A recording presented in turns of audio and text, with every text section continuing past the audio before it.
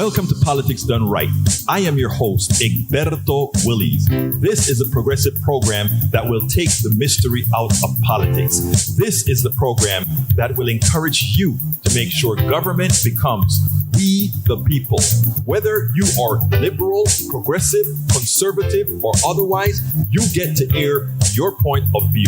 We are an independent media outlet that, unlike mainstream media beholden to corporations, we only owe allegiance to you. Remember, you can also send me a tweet at EGBERTOWILLIES. That is at Egberto Willies. Let us engage. It is Politics Done Right. Welcome to Politics Done Right from the studios of KPFT 90.1 FM Houston, your community radio station. We have a great program for you today. Happy Veterans Day. For all of those who are veterans, thank you so kindly for having served us. You know, we do appreciate you. Today's program is a very important program. Democrats' path to victory. The Republican help. Were they going to help us? High school student talks about CRT. We have some economic truths to talk about. Anyway, folks, so today we have the honor of having two special people. A local person, Ayo. She's going to discuss CRT in schools and her thoughts, which are pretty profound. She gave some of them to us at the Houston Peace and Justice Center. We're also with Harvey Wasserman. Harvey Wasserman, everybody knows as that journalist activist who has written several books, not only on economy, but on American history. So we have a great show in store for you. We're also going to discuss inflation, the economy. Let's not really blame the government. Let's put blame where it belongs. The private sector, a greedy private sector that is ripping us off because we have allowed them to do it. Lastly, let's not forget our own local representative who really doesn't have our interests at hand. Stay with it. You can get Politics Done Right Mondays through Fridays on Facebook Live at facebook.com/politicsdoneright. On YouTube Live at politicsdoneright.com/YouTube. Please do not forget to follow me on Twitter for updates. My handle is at Egberto Willies, at EGBERTOWILLIES. Before you get started, please remember to keep your community radio station in your minds, KPFT in your minds. Talk about it. Tell your friends about it. Tell them you know about this station in town, 90.1 FM Houston, that needs your support, that is there to provide that nourishment that we need. 713-526-5738. KPFT.org. Visit us online. Contribute online. KPFT 90.1 FM. You can visit us at kpft.org.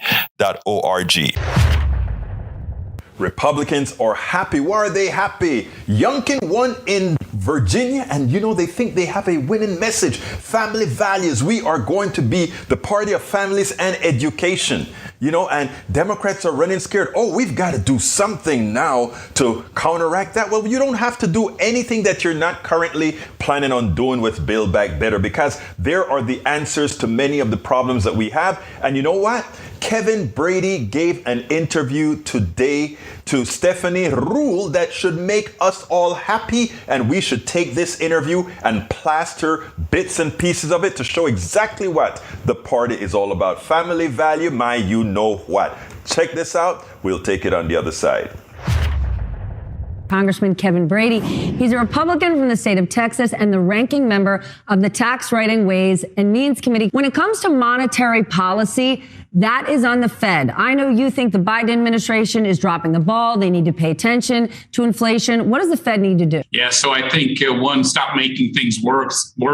They've really been in denial. I get frustrated with the Fed because I think they've been in a big denial about the labor shortage for way too long, certainly about inflation. I think they're trying to sell this transitory, but it doesn't feel that way. So what do you want them to do? Now, so one, stop making it worse would be the first thing. I think this tapering's a little bit of a help, but in truth, they're still pushing Congress to go big on more stimulus spending. and they're not addressing the labor shortage in any way. I get frustrated because COVID isn't the problem with inflation or the labor shortage. That was already present in the economy in a bad way before the Delta variant showed up. But in this new spending package, for example, beyond over $1 trillion of crippling tax hikes, including on small businesses, there are a couple programs that actually discourage Americans from reconnecting to work.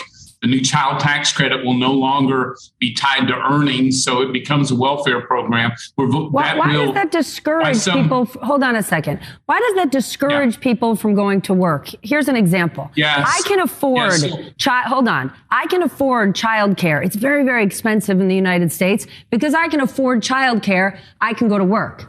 With the expanded child tax credit, people will be able to pay for childcare in this country so they, in fact, can go out and work. If I'm only making minimum wage. Yeah. So actually, Stephanie, they're not. Two new studies, one that shows the child tax credit for COVID was spent mainly on retirement and savings. Not a bad thing, but not its intended purpose. Secondly, it didn't reach 9 out of the 10 poorest Americans who don't work, who don't have tax records, who don't know how to interact with the Treasury and the IRS. And so it even missed its mark there. Here's the challenge is if you hold on a second. It didn't hold on a second, sir. It didn't exclude those people. If those are people who don't currently file taxes, if they don't communicate with the IRS, it hasn't reached them yet. It's going to take some time to get the process to work. It's not that they were excluded. But right now, 9 out of 10 are not getting help. Secondly, do we really, at a time we desperately need workers, are we smart to send about 1.5 million people exiting the workforce with the child tax credit no longer tied to earnings or work? This is not the time to be erecting barriers to reconnecting the jobless to a job, just the opposite. Well, one could argue it's always a good time to lift children out of poverty. I want to talk infrastructure because Democrats. That's the point. It didn't lift it out of poverty. What did, though? The Tax Cuts and Jobs Act by Republicans lifted millions out of poverty within a year of being put in place and drove wages up to pay for childcare, for example, among Hispanics, Blacks, women, disabled, in a way we didn't see at all the last time Joe Biden was in the White House.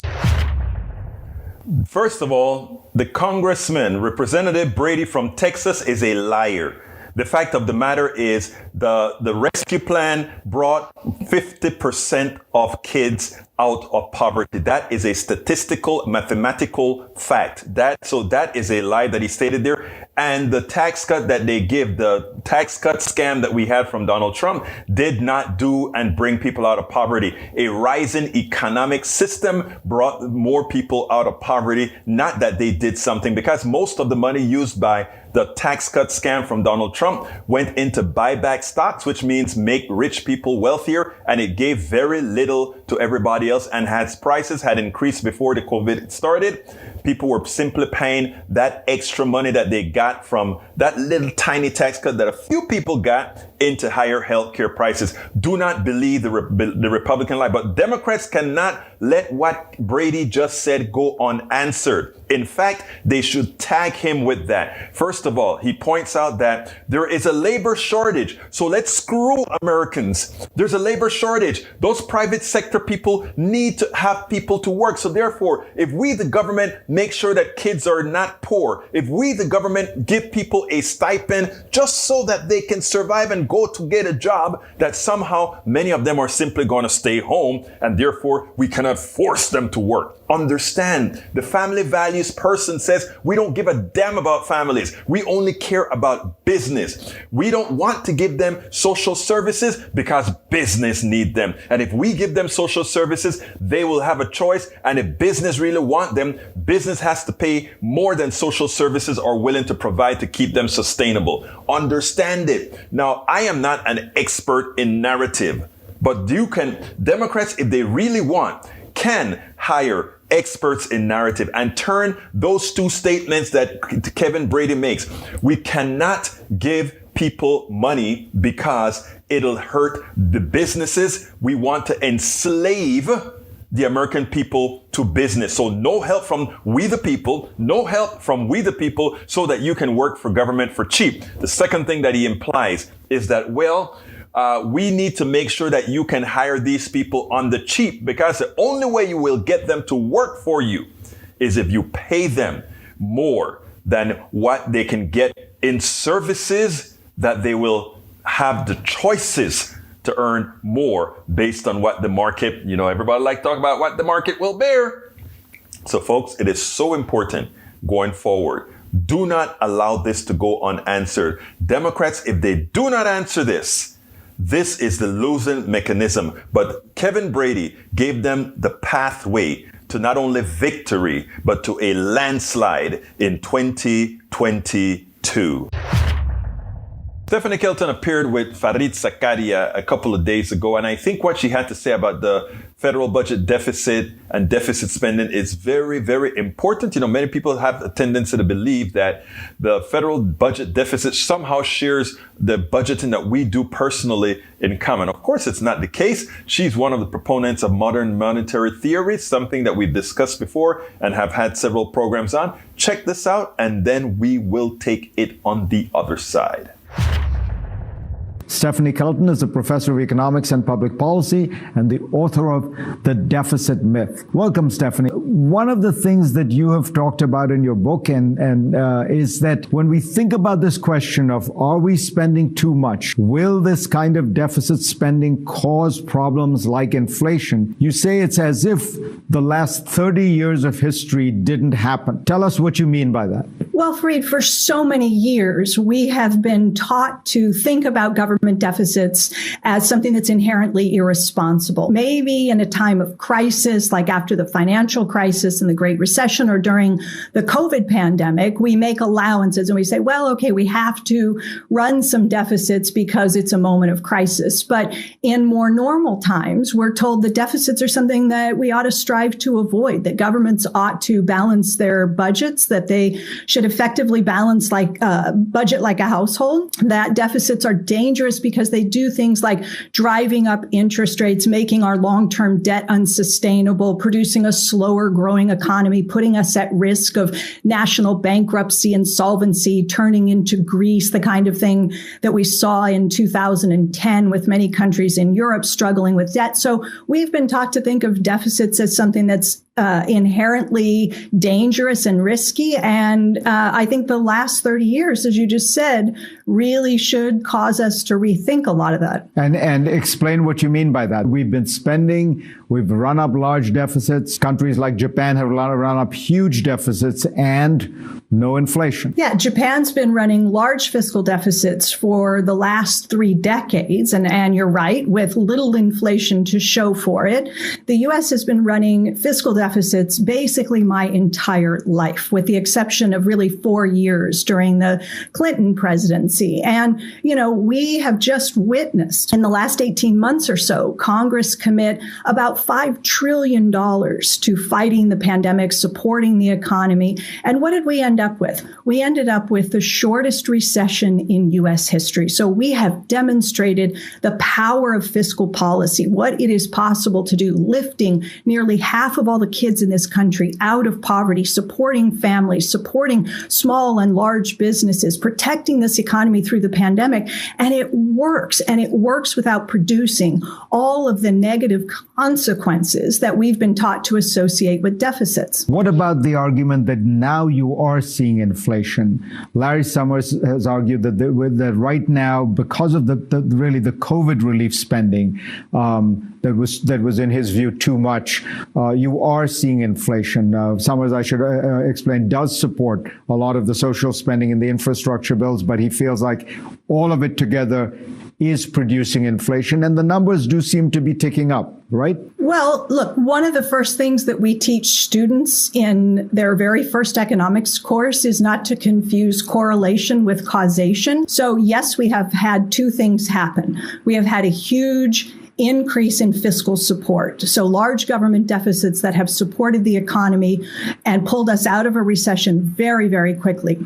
And yes, we have higher than normal inflationary pressures, not just here in the US, Fareed, but of course around the world. And so you could look at these two things and say they're happening alongside one another. Therefore, it must be evidence that the government has pushed too far with fiscal policy, that in fact the spending is creating the extra inflationary pressures we see today. I don't think that's right at all. And if you look at what, let's say, the San Francisco Federal Reserve Bank, they've got a research staff, and some of their researchers just within the last 2 weeks published a study asking this exact question. How much of the current inflation we're experiencing can we trace to the $1.9 trillion COVID relief package that was passed in March? In other words, is Larry right? Is Larry Summers right that that is what's been driving a lot of the inflation that we are currently experiencing? What they found is that the answer is unequivocally no, that this year that spending will add something like 0.3 percentage points to the inflation index that the Federal Reserve cares most about, and that next year it will add about 0.2% to inflation. In other words, it is practically negligible. And what we're dealing with are supply chain and reopening. The pressures related to those kinds of challenges are pushing inflation higher, but it doesn't appear that it is correct to say that the government pushed spending too far. Do not conflate correlation with causation. Do not do that. And that is exactly what she's saying. The inflation today is caused by many different factors. When it comes to oil, let's remember one important fact. A very important fact is the following. There is never a shortage of oil. We have cartels that control the amount of oil placed on the market. It has nothing to do with supply and demand in this particular domain. Secondly, we have to remember that inflation has a lot to do with who has pricing power. The increase in medical health care costs has nothing to do with what the goods cost the originators of the services at all. It's simply what the market can bear. You get a broken leg, you're going to have to go to the hospital and get it fixed. And no matter what they charge you, you're going to have to pay. That is how it works. Now, there are some pressures that we have based on things like the supply chain. That also is a fault of the private sector. We'll discuss that at some other time as well. Remember, there correlation. I do not conflate correlation with causation at all. It is also important to note, as long as you have supply, sufficient supply of any product, any service, you cannot have inflation unless you have the capitalists with pricing power that decides that we are going to make those prices go up. Do not be fooled into a crony capitalism that uses every excuse possible to suck you dry. Before I introduce you to our guest, I want to tell you that we were having a very important meeting at the Houston Peace and Justice Center. I'm a board member. And we were having a discussion on several issues. And we had somebody that came in and had some questions to ask. And this person had the most intelligent question, the most intelligent statement of all of us Gen Xers and baby boomers that were on this call. And when I heard her, I said, we need to have a conversation. Ayo Sane is a high school student. And if we are leaving America in the hands of people like Ayo, then we are going to be in good shape. Anyway, welcome to Politics Done Right. Did I say it right, Ayo? Yes, it's Ayo. Ayo. I think I said it wrong the first time. Anyway, welcome to Politics Done Right, Ayo. How are you doing today? Good. How are you? I am doing fine. Ayo, before we get started, tell me a little bit about what was a high school student in a Houston Peace and Justice Center event. I was surprised. Right. So I was trying to get in contact with the Houston Peace and Justice Center because I wanted to see if I could join them because they said they needed volunteers. Mm-hmm. And they mailed me in April, but I didn't get to see it until then. So they invited me to that Zoom meeting to see if I could see what it was about. I joined and I agreed with a lot of the things that people were saying. But in order to make the conversation more helpful, I decided to input some things. Yeah, well, we were talking a whole lot about. Race wasn't the only issue, but that was one of the topics that we had on the schedule. Tell us a little bit about what you said and why you said what you said. What is it that we said that really made you say, no, I need to actually correct the notions that you guys are talking about? So I heard people say that what we were talking about wasn't a race problem. It was, a poor people problem. And they kept trying to make that distinction, which in my opinion, it really isn't accurate. I don't think that they're just extremely exclusive. I think that they can intersect, and they do intersect, which causes a lot of the problems that we have today. And I didn't have, I wasn't angry with anything that they were saying or the people that were saying it. But I did want to make that distinction so that we could have a more useful conversation.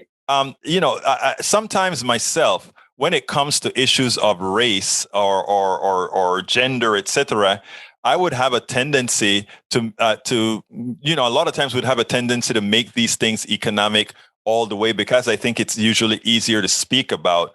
Now, you corrected us in that regards, but I do think that many a times we use the racial issues to promote the economic issues. Your thoughts on that?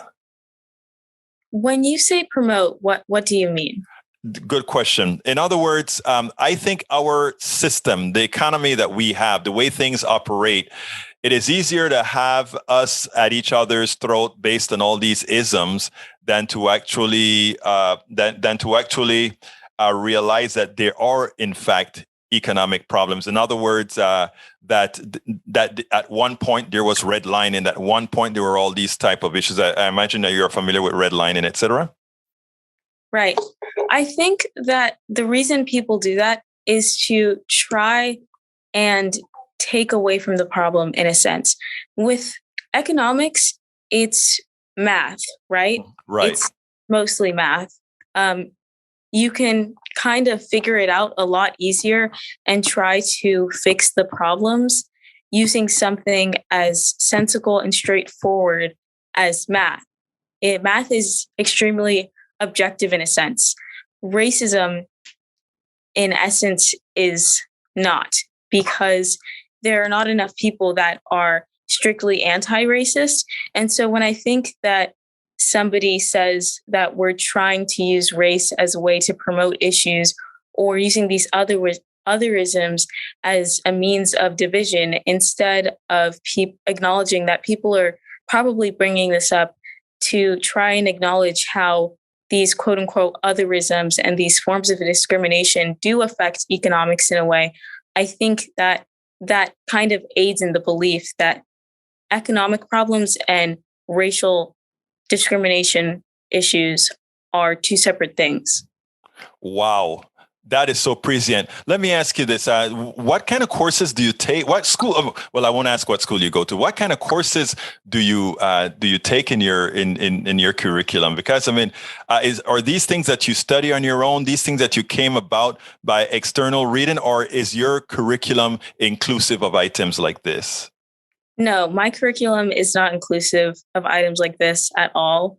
The district that I live in has actively opposed more inclusive course items.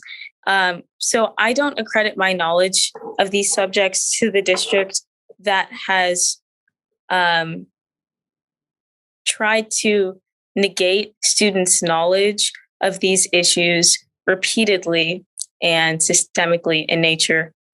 I think I've figured this out through experience and listening to elders, which is why, I was trying to be, and I think was respectful of what the elders in that panel were saying, because in a sense, you can't really trust what is being, piped to you through the American education system.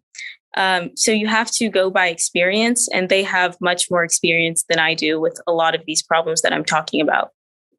Wow, that is great. And right now, the big thing that's creating a big hoopla is whether one should teach critical race theory in schools, etc. Do you have an opinion on that at all, or not? I think that I read the bill that was passed, and I think it didn't really focus on critical race theory. I think that it actually focused on talk about race in general, because some of the things that it mentioned in the bill, like there was this one thing where it was like a student cannot say that one has to bear the burdens of their ancestors, and stuff like that can be easily twisted to harm a student that is talking about how one student may or may not have benefited from certain systems of discrimination. I don't think that this critical race theory bill focuses on critical race theory. I think that it focuses on taking the onus away from people in power and trying to muffle and silence talk about race at all, because it's uncomfortable for most people. And as soon as somebody is talking about it, it's seen as taboo. And that's why the bill is there. And the more people learn about it, about how race comes into play in so many things, the more aware that they're going to get.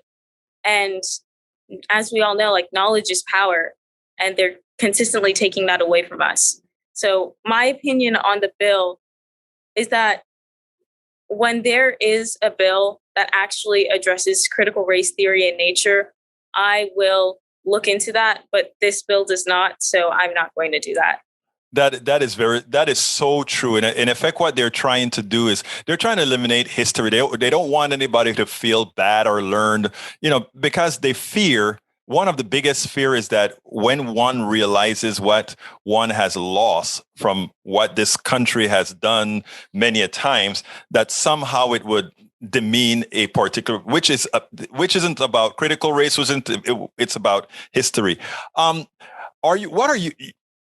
You said something that kind of behooved me. You said that in your class, in your school system, no attempt is made to really give you real history, if you will. So you have to do it on your own, experiential, working with your elders, etc.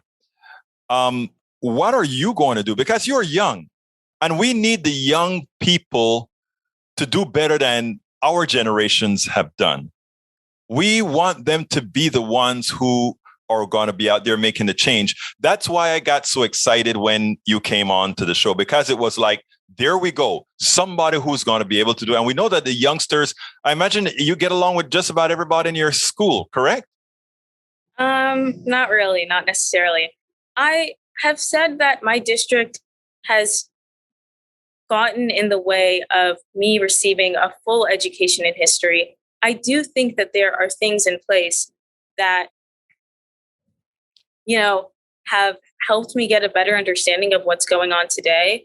But in general, my school district doesn't really,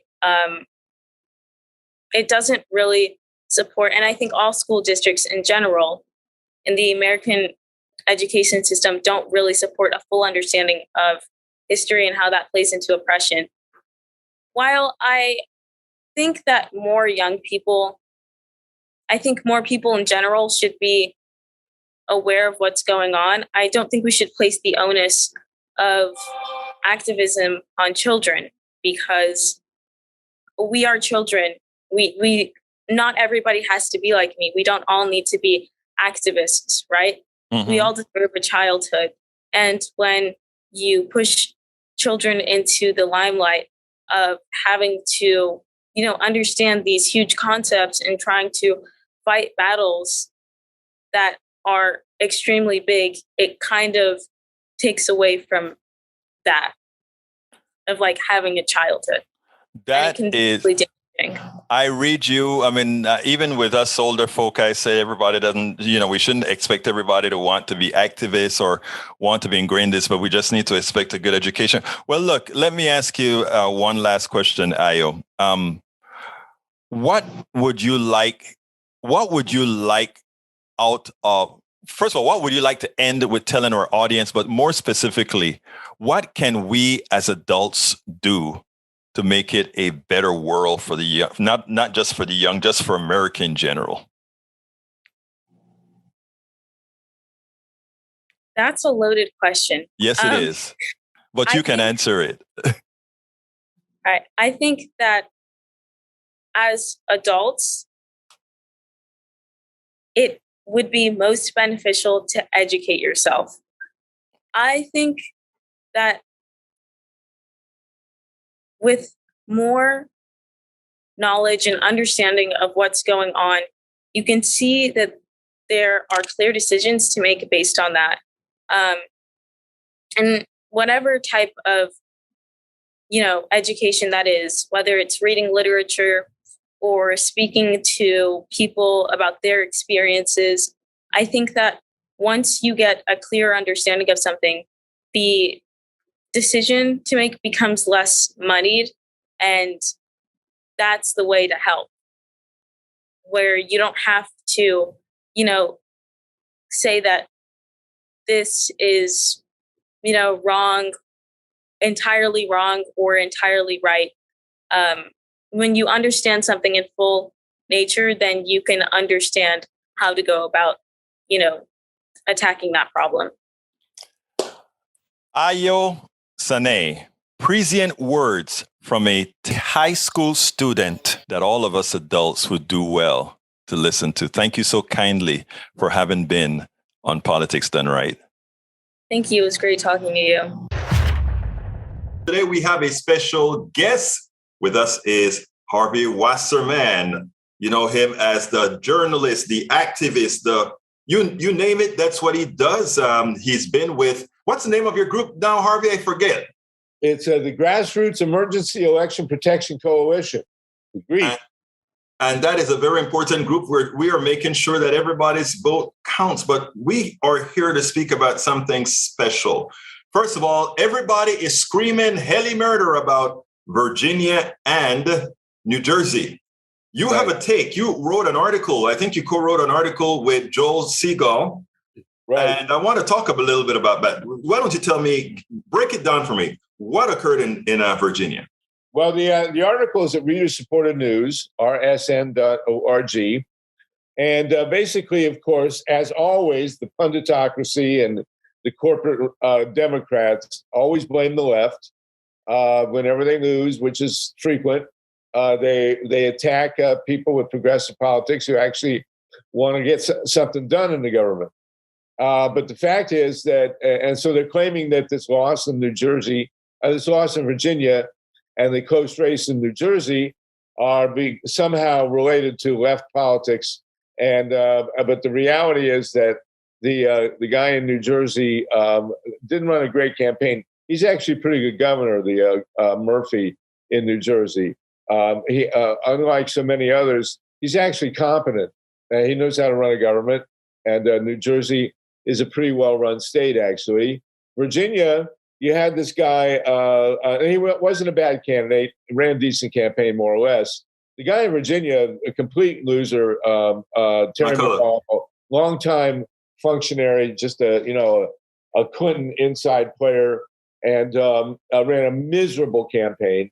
And we knew he was going to lose, and we knew he'd blame the left because he didn't get to people. He put all his money into TV advertising, didn't talk about anything substantial, just yapped away about Donald Trump, who wasn't running, and just blew it, just handed the state over to the Republicans. What are your, Harvey, what are your thoughts here? Because what really concerned me, they try to blame the left, but I mean, he didn't run a very smart campaign. First of all, I don't even think a slip of the tongue would ever state something to the effect of, I don't want parents to have any control in the in their kids' education. Look, we understand what he may have wanted to say, but in his autocratic manner of being in the corporatist world, that's exactly how they talk, isn't it?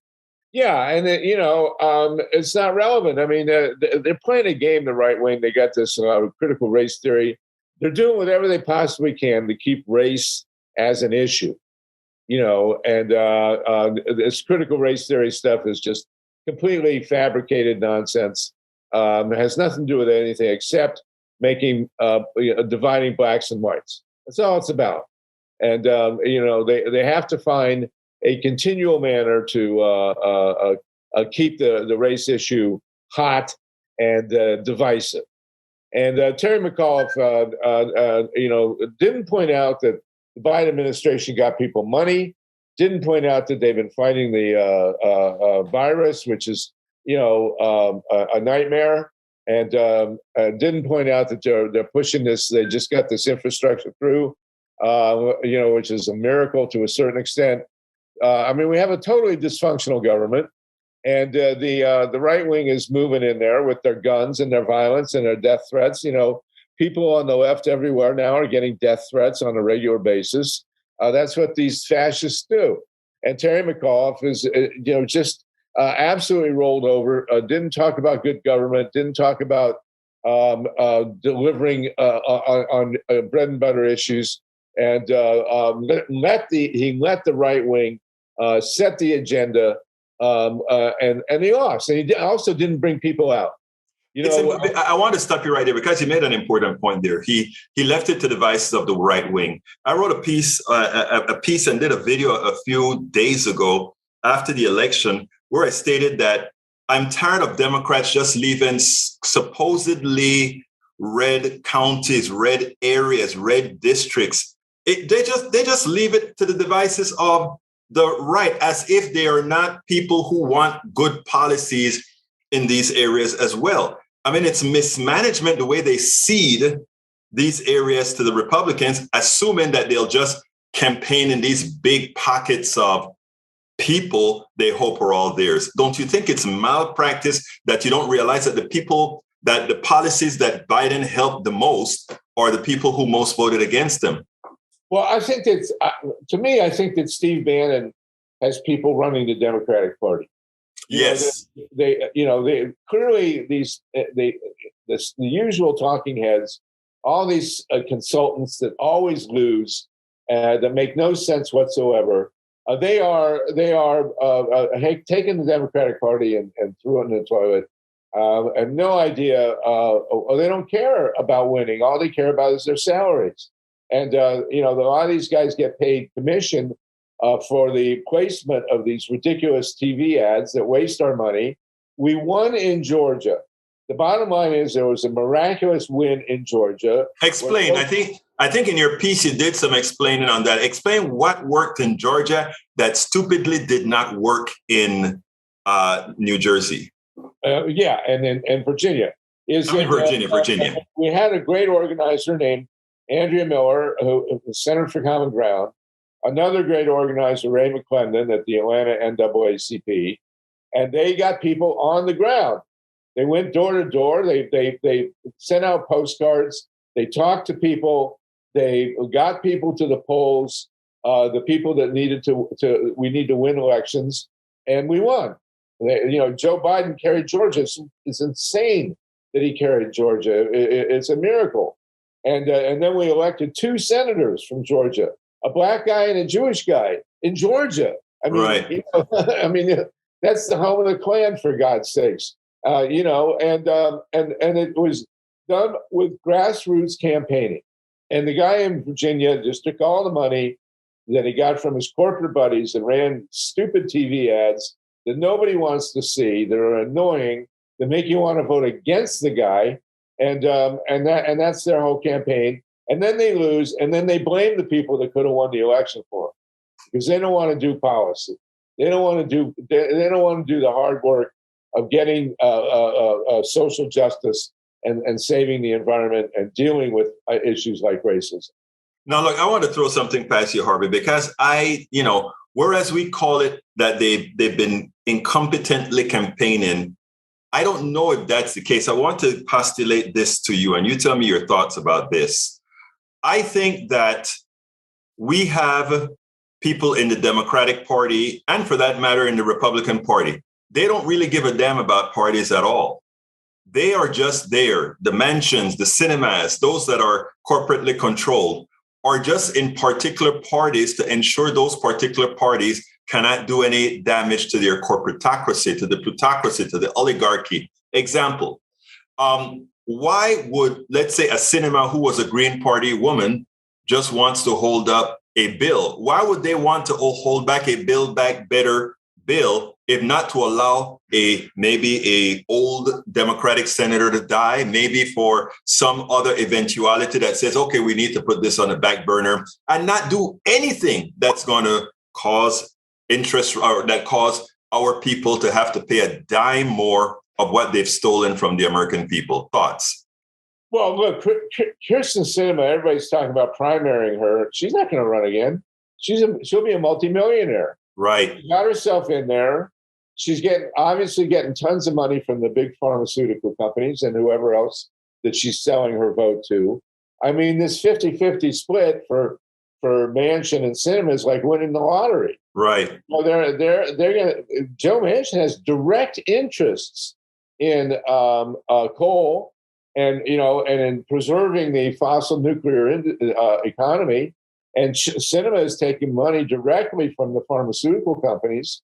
This is pay to play, and these guys they won the lottery when the 50-50 Senate. But then, don't you also think that there are a few of those other senators that are hiding behind them that are really not on board? Yeah, probably. But the problem is that we have a government that's purchased. We have a government run by money. And that's the way it is. Now, thankfully, there are people like Bernie Sanders who have principles and who actually believe in things. But Manchin and Sinema, these people are completely callous and calculating, and it's all about the money for them. And they don't care about the rest of us. And of course, whenever they lose, they run terrible campaigns. They don't care about issues. They don't reach out to people, and then they blame the left. Immediately, knee-jerk response all over the court, the bloviating, talkocracy there. Immediately, it's, they went too far left and blah, blah, blah, and socialism and all this stuff. I mean, the reality is that half the millennials and Zoomers in this country support socialism. The polls show that people are sick of capitalism in many, many ways. And so we really don't even have capitalism. We have a monopoly situation. There's no Adam Smith, who talked about the invisible hand and free trade, be flipping in his grave. People actually read Adam Smith right there on the beginning of The Wealth of Nations. He talks about how about monopolies can completely game the system, and that's what we have. And so, thankfully, there are people, and the Progressive Caucus is now, the biggest piece of coherent political force in the Congress now. And they know what they're doing and they know what they're about, but it's the rest of these people who are beholden to the corporations who are killing the whole situation. I have a history book coming out about this, Egberto, The People's Spiral of U.S. History. Be ready in January. Hopefully you and I can talk about it. No, question. You had a previous book to an addendum to your first book. That one was released, right? Well, my first book was called Harvey Wasserman's History of the United States. It was published in 1972. I was introduced by Howard Zinn. That's why I got right. And I've been working on history ever since. And this book that's coming out in January is the sum of 50 years of looking at U.S. history. It talks about spiral. Oh, so that's a book that we spoke about before that you're planning to release. I thought it was released this year. Okay, great. I did an earlier take on it, just sort of a draft. It was out last summer, and basically the conclusion was that Bernie saved the world, but I had to kind of revise that. Actually, I don't think it needs revising, because the truth of the matter is, first of all, he moved the party. What used to be far left in the party is just kind of center left in the party these days. Well, Bernie is the new Eisenhower. I mean, everything that Bernie everything Bernie advocates is endorsed by a majority of the American public. Exactly. Healthcare for all, saving the environment, getting rid of homelessness and poverty. You know, Alberto, with a fraction of the military budget, we could end poverty and homelessness overnight. I mean, it's all there. We could feed everybody in the world. We have technology now. We know how to do agriculture without destroying the environment. We could feed the world, end homelessness and poverty, build our education system with 10% of the military budget. It's obscene, and I got to tell you, I mean, one gripe I've got, I have to hand it to Joe Biden.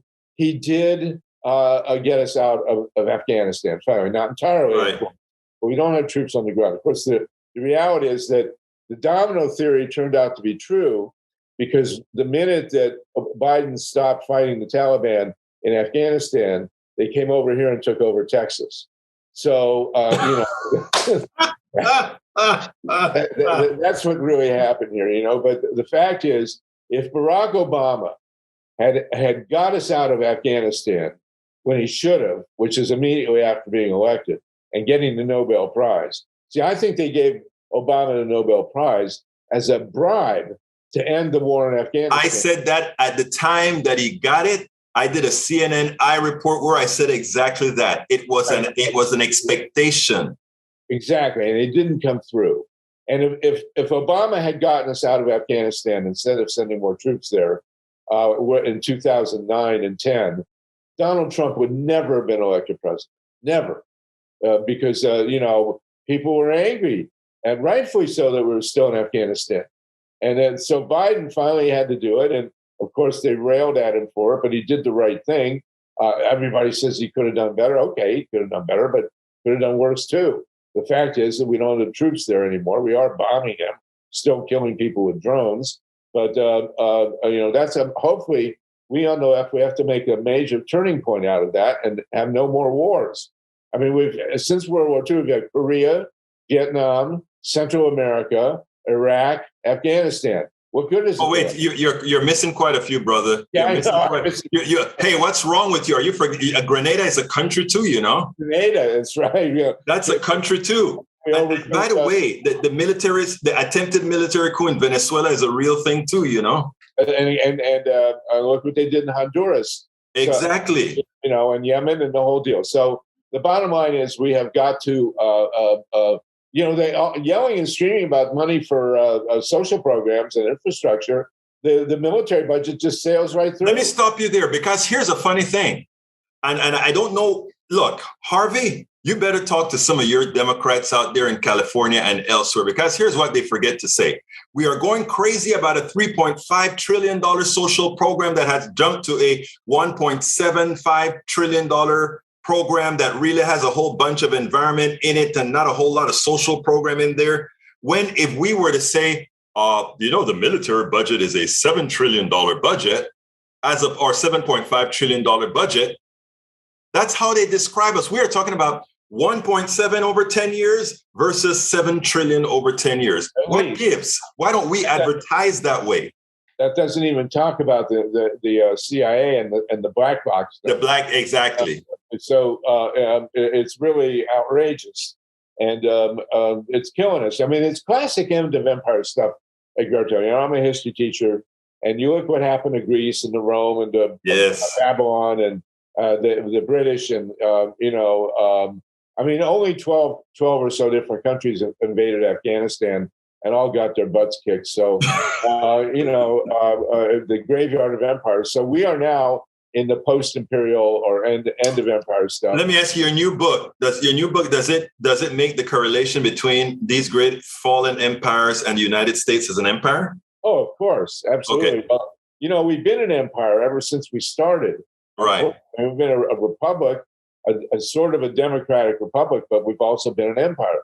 Right. And in the long run, to paraphrase Lincoln, no country can exist half democracy, half empire. That doesn't work. Right. So, and we're paying the price now.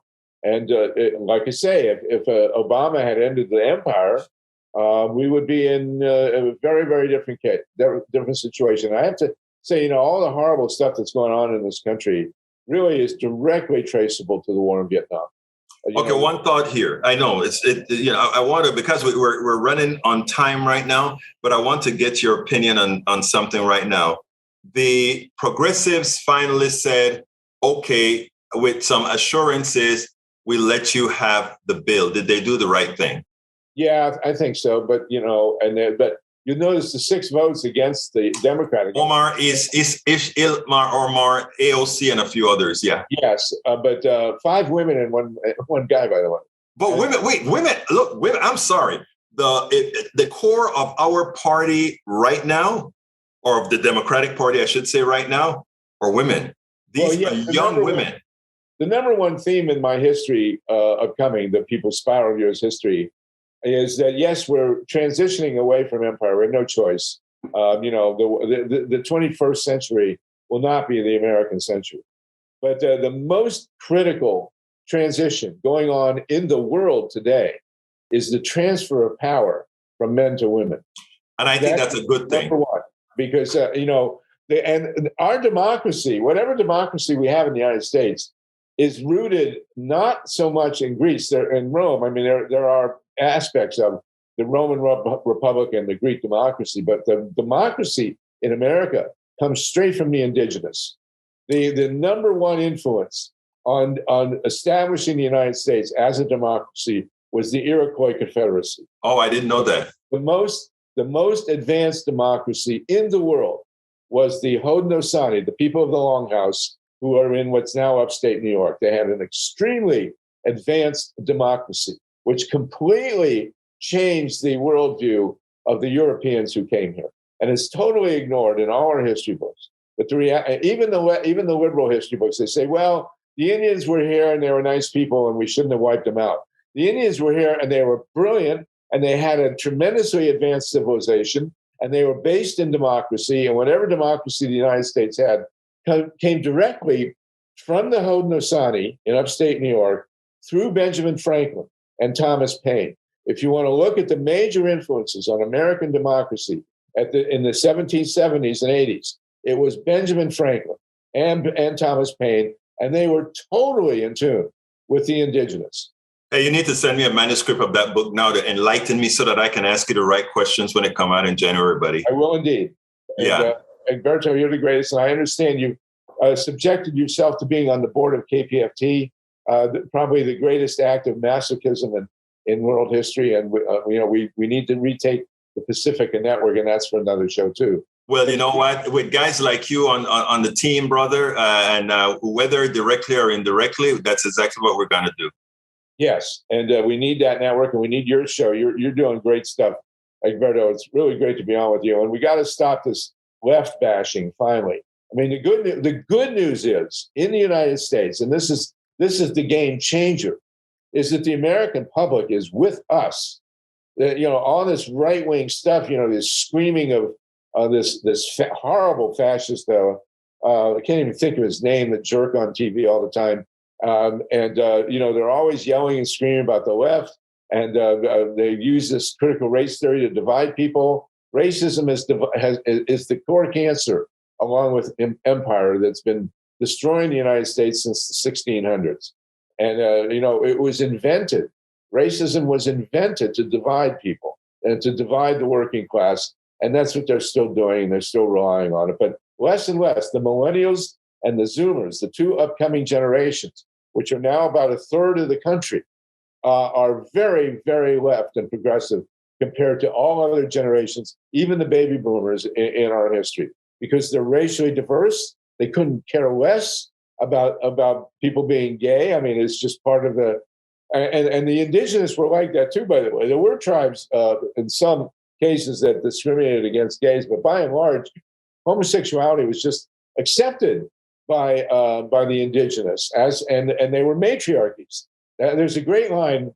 There's a documentary about the Haudenosaunee, the Iroquois, who were extremely advanced, as I said, and they were run by the women ran the tribes, but they let the men be the chiefs. And so in this documentary, a matriarch from the indigenous Haudenosaunee was asked, why is it that if the women run the tribe, why are the men the chiefs? And she said, well, it gives them something to do and it makes them feel important.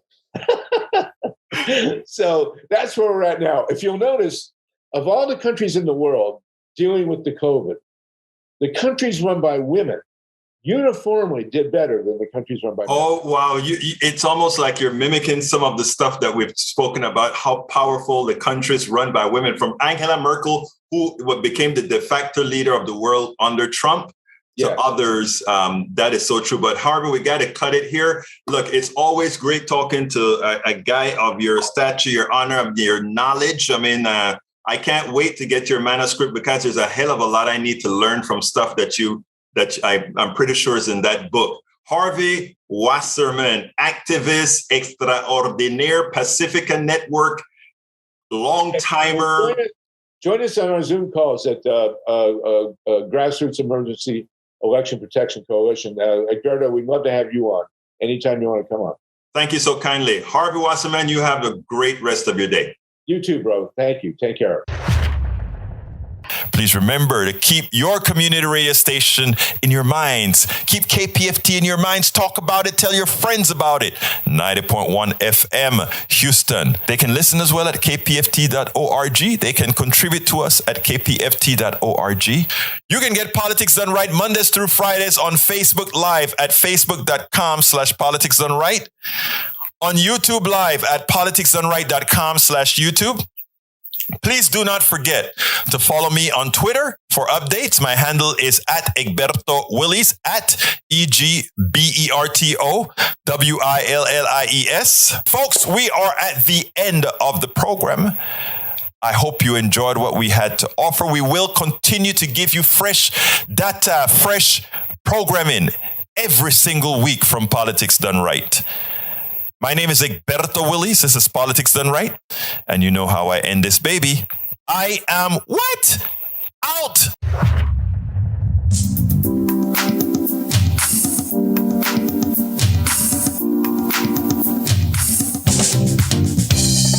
Welcome to Politics Done Right. I am your host, Egberto Willies. This is a progressive program that will take the mystery out of politics. This is the program that will encourage you to make sure government becomes we the people. Whether you are liberal, progressive, conservative, or otherwise, you get to air your point of view. We are an independent media outlet that, unlike mainstream media beholden to corporations, we only owe allegiance to you. Remember, you can also send me a tweet at EGBERTOWILLIES. That is at Egberto Willies. Let us engage. It is Politics Done Right.